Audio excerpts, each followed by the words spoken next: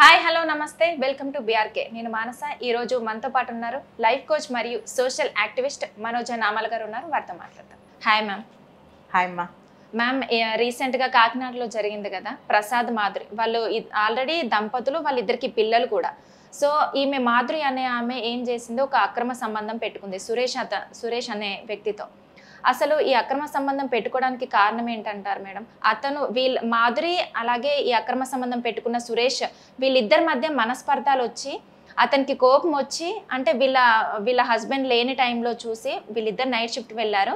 వాళ్ళ హస్బెండ్ అలాగే సురేష్ కూడా ఇదే కరెక్ట్ టైం, వీళ్ళ హస్బెండ్ లేడు అనేసి వీళ్ళ ఇంటి దగ్గరకు వచ్చేసి ఒక రాడ్తో కొట్టాడు. ఇది చూసిన పిల్లల్ని కూడా వీళ్ళు చూశారు కదా అనేసి వాళ్ళ పిల్లల్ని కూడా చంపాడు. అసలు దీని వెనకాల కారణం ఏంటంటారు? ఇప్పుడు సరే ఓకే, వాళ్ళిద్దరి మధ్య మనస్పర్ధాలు వచ్చాయి అని అనుకోండి, తనని చంపితే ఏదో అనుకోవచ్చు, మా ఇద్దరి మధ్య గొడవలు ఉన్నాయి చంపారు అని అనుకోవచ్చు. వాళ్ళ పిల్లలు ఏం చేశారు మేడం అసలు వీళ్ళిద్దరి మనస్పర్ధాల మధ్య? అసలు ఇలాంటి జరగడానికి అసలు కారణం ఏంటంటారు? ఈ మధ్యకాలంలో దాదాపు ఒక 2 సంవత్సరాలు 3 సంవత్సరాల నుంచి నేను వింటున్నానమ్మా ఈ యొక్క ఇల్లీగల్ రిలేషన్షిప్స్, అంటే అక్రమ సంబంధాలు. వాటి వల్లనే ఇంత ఘోరాలు జరుగుతున్నాయి. యాక్చువల్గా ఈ మాధురి అనే అమ్మాయి హస్బెండ్ పేరు ప్రసాద్, వాళ్ళకి 2 పిల్లలు. అంటే వాళ్ళకి 2 పిల్లలు అంటే వాళ్ళిద్దరు దాంపత్య జీవితం బాగుంది, మంచిగా ఉన్నారు, ఒక సంసారం చేసుకుంటా మంచిగా ఉన్నారు అనేటువంటిది మనకి ఇక్కడ అర్థమవుతుంది. అయితే ఈ మాధురి అనేటువంటి అమ్మాయి సురేష్ అనే అతనితో ఒక రిలేషన్షిప్ మెయింటైన్ చేసి, దాంతో ఈ విషయము ఆ నోట ఈ నోట బయట వాళ్ళందరికీ తెలిసిన తర్వాత వాళ్ళ హస్బెండ్కి తెలిసి భార్యని మందలించాడు. అమ్మ, నువ్వు ఇలా చేయడం కరెక్ట్ కాదు, మనకి 2 ఆడపిల్లలు ఉన్నారు. సో రేపొద్దున ఇది పబ్లిక్లోకి నలుగురిలోకి ఇంకా వెళ్ళిపోతే, ఇది ఇలా పాకిపోతే మనకి పరువు పోతుంది. మనకి ఆడపిల్లలు ఉన్నారు, మనం తప్పు చేయకూడదు, మన కుటుంబంలో మనం జాగ్రత్తగా ఉండాలి, నువ్వు ఇలాంటి చేయడం కరెక్ట్ కాదు, నీ పద్ధతి మార్చుకొని భార్యకు చెప్పడం జరిగింది ప్రసాద్. అయితే ఈమె వినింది, మనసు మార్చుకుంది, చేసిన తప్పు తెలుసుకుందనే అని చెప్పాలి. ఎందుకంటే సురేష్ని దూరం పెట్టడానికి ప్రయత్నం మొదలుపెట్టింది. నా జీవితంలోకి రావద్దు, నేను నా కుటుంబం మంచిగా బతకాలనుకుంటున్నాము, నువ్వు మధ్యలోకి వస్తే మా జీవితం మళ్ళీ అల్లకల్లోలం అయిపోతుంది, నువ్వు దయచేసి నాకు దూరంగా ఉండు అనేటువంటి మాట ఎప్పుడైతే మాధురి చెప్పడం జరిగిందో, సురేష్ అది జీర్ణించుకోలేకపోయాడు. ఆ జీర్ణించుకోలేకపోవడంతో ఏం చేశాడు, వెయిట్ చేశాడు కొన్ని రోజులు, విసిగిస్తున్నాడు. అయినా సరే ఈమె లొంగట్లేదు. ఇదివరకట్లాగా వాడిని పిలవడమో లేకపోతే ఈమె వెళ్ళటమో చేయట్లేదు. సో నేను రాను, నేను ఇలా మంచిగా ఉండాలనుకుంటున్నాను, నా జీవితం నా భర్తతోనే నేను సంసారం జరిగించుకుంటాను, వద్దు, ఇప్పటికే మనకు పరువు పోయింది, దూరంగా ఉండాలి మనము అని చెప్పడంతో వీడికి బాగా కోపం వచ్చింది. ఎందుకంటే ఉచితంగా దొరికింది, పైగా చక్కగా ఎంజాయ్ చేద్దాము, ఆమెతో ఎట్లో టైంపాస్ చేసుకుందాము అని అనుకున్నాడు. ఎప్పుడైతే ఈమె ఎదురు తిరిగిందో వాడి కోపం వచ్చేసింది. అంటే ఇప్పుడు సురేష్ అనే అతనికి మ్యారేజ్ అయిందా? మ్యారేజ్ అయినట్టుగా లేదు, మనకి ఇక్కడ ఏమి అది ఇన్ఫర్మేషన్ లేదు. వాడు ఒక మగవాడు అంతే. వచ్చాడు, ఈమె పరిచయం అయ్యాడు, ఈమెతో రిలేషన్షిప్ మెయింటైన్ చేశాడు. ఎప్పుడైతే ఈ అమ్మాయి ఆ విధంగా మాట్లాడడం మొదలుపెట్టిందో ఆ నీతి సూక్తులు నచ్చలేదు అతనికి.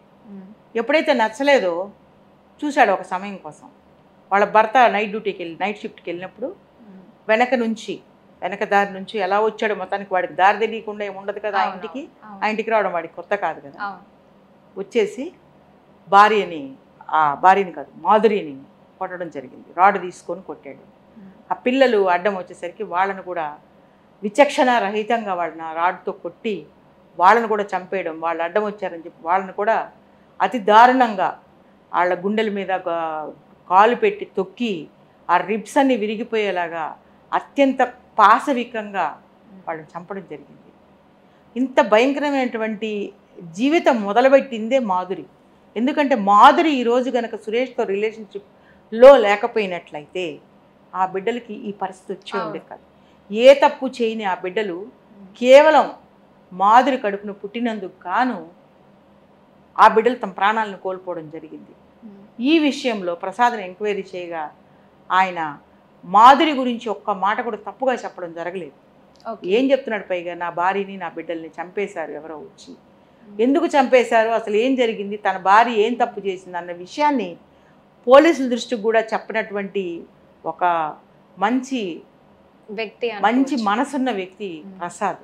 అంతటి మంచి భర్తను పెట్టుకొని ఈమె ఈ ఇల్లీగల్ రిలేషన్షిప్ పెట్టుకొని తనే కాకుండా తన పిల్లల్ని భార్యకు, తన భర్తకు కూడా భార్య లేకుండా చేసింది. తన కుటుంబంలో ఉన్నటువంటి 2 పిల్లల్ని కూడా తను లేకుండా చేసుకుంది. ఈరోజు కుటుంబాన్ని విచ్ఛిన్నం చేసింది, తన భర్తని అనాథం చేసింది. సో ఇటువంటి దారుణాలు ఈ మధ్య చాలా జరుగుతున్నాయి. అసలు ఎందుకు తల్లే బిడ్డలు చంపేసిన సందర్భాలు ఉన్నాయి అక్రమ సంబంధాల్లో, తల్లే భర్తను చంపేసిన సందర్భాలు ఉన్నాయి ఈ యొక్క రిలేషన్షిప్లో. మీకు తెలుసు కదా, సోనం కేసు తెలుసు మీకు. ఈ మధ్య ఒక సోనియా అనే ఒక కేసు ఇంకొకటి ఢిల్లీ సైడ్ జరిగింది. సో ఇలాంటివి చాలా జరుగుతున్నాయి. ఎందుకంటే కుటుంబ వ్యవస్థ చిన్న భిన్నం అయిపోతుంది. ఎందుకంటే పాత రోజుల్లో కొన్ని సంవత్సరాల క్రితము చక్కగా భార్యాభర్తలు సంసారం చేసుకుంటా అత్తమామలు లేకపోతే తల్లిదండ్రులు చుట్టుపక్కలే ఉండేవాళ్ళు. ఏదైనా సమస్య వస్తే ఎవరో ఒకళ్ళు వచ్చి ఇన్వాల్వ్ అయ్యి ఆ ప్రాబ్లం సాల్వ్ చేసి వాళ్ళిద్దరిని సెట్ చేసి మళ్ళీ వెళ్తూ ఉండేవాళ్ళు. ఇప్పుడు అలా లేదు. ఏకాకి జీవితాలు, ఎవరిళ్ళల్లో వాళ్ళు, భార్య భర్త పిల్లలు, మేమిద్దరం మాకిద్దరు అంతే. తల్లిదండ్రులు అవసరం లేదు, ఇటు అత్తమామలు అవసరం లేదు.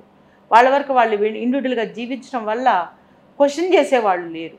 ఇప్పుడు భర్త డ్యూటీకి వెళ్ళిపోతాడు, పిల్లలు స్కూల్కి వెళ్ళిపోతారు, ఒక్కటే ఉంటుంది ఒంటరితనంలో. ఆ ఒంటరితనంలో ఎవరో ఒకళ్ళ చేత ఆకర్షించబడటం, వాళ్ళకి దగ్గర అవటం, వాళ్ళు చెప్పే మాయమాటలు లొంగిపోవటం వల్ల తప్పు చేయడానికి అవకాశాలు చాలా ఉంటున్నాయి. అంటే వీళ్ళిద్దరికి ఎలా పరిచయం అయింది మేడం, మాధురికి అయినా సురేష్కి అయినా? తెలియదు, అది ఇందులో మనకేమీ తెలియదు. పరిచయం అయ్యారని మాత్రమే తెలుసు. అతను ఎలా పరిచయం అయ్యాడు, అతను ఎక్కడ వ్యక్తి అనేది ఇంకా మనకి వివరాలు రాలేదు. కానీ ఈ అమ్మాయిని చంపేసినప్పుడు, రాడ్తో చంపేసినప్పుడు ఆ యొక్క సెల్ ఫోన్ తీసుకొని పోయి స్విచ్ ఆఫ్ చేశారు ఆ సెల్ ఫోన్. ఆ తర్వాత ఎప్పుడైతే వాడు ఆన్ చేశాడో అప్పుడు పోలీసులు పట్టుకొని అతను అరెస్ట్ చేయడం జరిగింది. అవన్నీ వివరాలు ఇప్పుడు బయటకు వస్తాయి. అతను ఏంటి, అతని బ్యాక్గ్రౌండ్ ఏంటి, అతను చేసే పనులు ఏంటి, అతను అసలు ఎవరు, అతనికి పెళ్ళయిందా లేదా అన్న విషయాలు త్వరలో మనకి అంటే ఇవన్నీ తెలియకుండానే తను ఆ ఉమెన్ అనే ఆమె లవ్లో పడింది అంటారా? లవ్లో పడడం, ఇది లవ్ అన్నారు కదా, లవ్ అంటారమ్మ దీన్ని, కొవ్వు అంటారు. లవ్ కాదు అది. లవ్ ఏంటి, పెళ్ళైపోయింది, భర్తతో సంసారం చేసుకుంటుంది, 2 పిల్లలు పుట్టారు, ఇంకా లవ్ ఏంటి?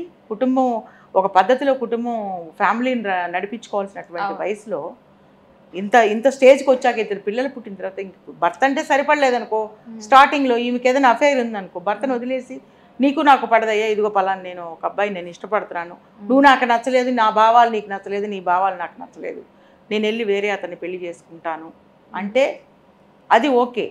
అలా కాకుండా పెళ్ళయ్యి నువ్వు సంసారం చేసావు, నీకు 2 పిల్లలు పుట్టారు, అటు పేరెంట్స్ ఉన్నారు, ఇటు పేరెంట్స్ ఉన్నారు, ఇంతమందిని పెట్టుకొని నువ్వు ఒక తప్పు చేసి ఇంతమందికి తెలిసిపోయిన తర్వాత నువ్వు దారిలోకి పడడం అంటే అది కరెక్ట్ కాదు. దారిలో పడినా కూడా సురేష్ నుంచి నువ్వు తప్పించుకోలేకపోయావు. అందుకే సురేష్ అనేటువంటి వ్యక్తి, సురేష్ అనే కాదు ఇక్కడ మనం పేరు చెప్పాల్సి వస్తుంది కాబట్టి చెప్తున్నాను, ఇలాంటి దుర్మార్గులు ఎంతోమంది ఉన్నారు. కుటుంబాల మీద కన్నేసి ఆడవాళ్ళ ఇంట్లో ఉన్న వాళ్ళని లోబరుచుకుని, అంటే ఆడవాళ్ళే కాదు మేడం, మగవాళ్ళు కూడా ఉన్నారు ఇప్పుడు ఉన్నారు. ఇప్పుడు అలా అదే ఎక్కువైంది బాగా. రెండు ఉన్నాయి. ఆడవాళ్ళు లోపరుచుకోవడము ఉంది, మగవాళ్ళు మాయమాటలు చెప్పి ఆడపిల్లని లోపరుచుకుని వాళ్ళ కుటుంబాలను నాశనం చేయడం కూడా జరుగుతుంది. మాట వినకపోతే ఏం చేస్తారంటే ట్రిక్స్ వాడతారు. 2 కలిపిన ఫోటోలు తీసుకుని అవి బ్లాక్మెయిల్ చేసి, ఎమోషనల్ బ్లాక్మెయిల్ చేసి, నువ్వు నా మర్యాదగా నువ్వు నాకు నేను చెప్పినట్టు వింటావా, లేకపోతే నీ ఫోటోలు నేను ఫేస్బుక్లో పెట్టమంటావా, ఇన్స్టాలో పెట్టమంటావా, వాడు పెట్టడు పాడలేదు, అలా చెప్తే లొంగుతారు అనేటువంటి ఒకే ఒక రీజన్ బేస్ చేసుకొని ఆడ ఫోటోలు బయటపడిన తర్వాత వాడి జీవితం ఏమవుతుందో వాడికి తెలుసు. అలా చెప్పి బ్లాక్మెయిల్ చేసి అమ్మాయిని లోపరుచుకుని చాలా కుటుంబాలు, మంచిగా ఉన్న వాళ్ళని అనట్లని, ఇలా ఈ మధ్యకాలంలో జరిగినటువంటి సందర్భాలు చాలా ఉన్నాయి. అలా అమ్మాయిలు వలలో పడిపోవడం జరుగుతుంది. నువ్వు చేయరా, రిలీజ్ చేయరా, చూస్తాను, నీ సంగతి చూస్తాను, నేను కూడా కంప్లైంట్ ఇస్తాను, నేను ఈరోజు మారాను, నన్ను ఎవరు ఏం చేయలేరు, నువ్వు ఇష్టం వచ్చింది చేసుకో అని చెప్పచ్చు. కానీ వీడు ఇక్కడ అవేం చేయలేదు. ముందు లోబర్ చేసుకున్న తర్వాత ఏకంగా నువ్వు నాకు దక్కకపోతే వాడికి ఎలా దక్కుతావు, నీ భర్తకు కూడా నువ్వు దక్కడానికి వీల్లేదు అనేటువంటి కాన్సెప్ట్లో వచ్చి ఆ అమ్మాయిని అతి దారుణంగా 2 చిన్నపిల్లలు, నోరు లేని పిల్లలు 2 కూడా అతను చంపేయడం జరిగింది. ఓకే, అంటే ఇలాంటి వాళ్ళకి ఒకవేళ అంటే బెయిల్ తీసుకొని బయటకు వస్తున్నారు, ఇలాంటి వాళ్ళను జైలు వేసినా కూడా వీళ్ళకు ఇప్పుడున్న జనరేషన్లో అవి కామన్ అయిపోయాయి మేడం. అంటే వీళ్ళకి ఎలాంటి శిక్ష పడితే బాగుంటుంది అంటారు? శిక్షలు కఠినతరం చేయాలి. త్వరితగతిన శిక్షలు వేయాలి, అంటే తొందరలోనే.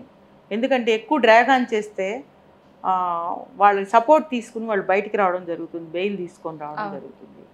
కఠినమైన శిక్షలు అమలు పరచాలి. ఇలాంటి చీడపురుగులు ఇంకా వాడితో పాటు ఇంకెవరన్నా ఉన్నారా ఈ కేసులో, వాడు ఒక్కడే కాకుండా ఇంకెవరన్నా ఇన్వాల్వ్ అయ్యి ఉన్నారా అనేది పోలీసుల ఇంట్రాగేషన్లో మనకు తెలిసే అవకాశం ఉంది. ఏది ఏమైనప్పటికీ కూడా కుటుంబ వ్యవస్థ చాలా దారుణంగా ఉందమ్మా. కుటుంబ వ్యవస్థ నిలబడేటువంటి అవకాశాలు చాలా తక్కువగా ఉన్నాయి ముందు. సో ఇదివరకు రోజులు వేరు. ఒక 50 సంవత్సరాల క్రితము 60 సంవత్సరాల క్రితము కుటుంబాలు ఎలా ఉండేవి, ఇప్పుడు ఎలా ఉంటున్నాయి అనే దానికి ఎంత ఘోరంగా తయారవుతున్నాయి అనేటువంటిది ఈ మధ్య కాలంలో జరిగినటువంటి సంఘటనలే మనకి సాక్ష్యాలు. అంటే దీనికి కారణం మన పెంపకం లోపం అని కూడా అనుకోవచ్చా? పెంపకం లోపం అని కరెక్ట్గా చెప్పలేం, కానీ అమ్మ ఈ ఒంటరితనం, నేను చెప్తున్నాను కదా, మనిషి అనేవాళ్ళు వీళ్ళనంత ఒంటరిగా ఉండకూడదు. వాళ్ళకి ఏదో ఒక వ్యాపకం ఉండాలి, ఉద్యోగం అన్నా చేసుకోవాలి. అలా అని ఆడవాళ్ళు ఇంట్లో ఉండే వాళ్ళంతా తప్పు చేస్తారని నేను అనట్లా. తల్లిదండ్రులు ఎవరో ఒకళ్ళు దగ్గరుండి బిడ్డల్ని చూసుకోవాలి. నేను ఎప్పుడు చెప్తాను, తల్లిదండ్రులు బిడ్డల్ని కడుపులో పెట్టుకొని చూసుకోండి, వాళ్ళని వదలకండి. అంటే కడుపులో పెట్టుకొని చూసుకోండి అంటే కేవలం స్టూడెంట్స్ అనే కాదు, పెద్ద అయిన తర్వాత కూడా పిల్లలు పెళ్ళిళ్ళు అయిపోయినా సరే వాళ్ళు ఎలా ఉన్నారు, ఏం చేస్తున్నారు, భార్యాభర్తలు మంచిగా ఉన్నారా లేదని అప్పుడప్పుడు సర్ప్రైజ్ చెక్కులు చెయ్యాలి. వెళ్ళాలి పిల్లల దగ్గరికి వెళ్ళి వాళ్ళు ఎలా ఉంటున్నారు, మంచిగా ఉంటున్నారా, కలిసి ఉంటున్నారా, ఏమైనా గొడవలు పడుతున్నారా కొంచెమైనా తెలుస్తుందిగా, స్మెల్ వస్తుందిగా. ఆ స్మెల్ వచ్చినప్పుడు పిల్లల్ని కూర్చోబెట్టి వాళ్ళకి కౌన్సిలింగ్ ఇచ్చి కుటుంబ వ్యవస్థ ఎలా ఉంటే బాగుంటుంది, కుటుంబం అంటే ఏంటి అని పిల్లలకి చెప్పాల్సిన బాధ్యత అత్తమామలకి ఉంటుంది, తల్లిదండ్రులకు కూడా బాధ్యత ఉంటుంది. ఈ ఇద్దరు పట్టించుకుంటే కుటుంబాలు కొంతవరకు ఇలాంటి ఘోరాలు జరగకుండా మనము నిరోధించడానికి అవకాశం ఉంటుంది. Okay, thank you so much madam, మంచి ఇన్ఫర్మేషన్ అందించారు.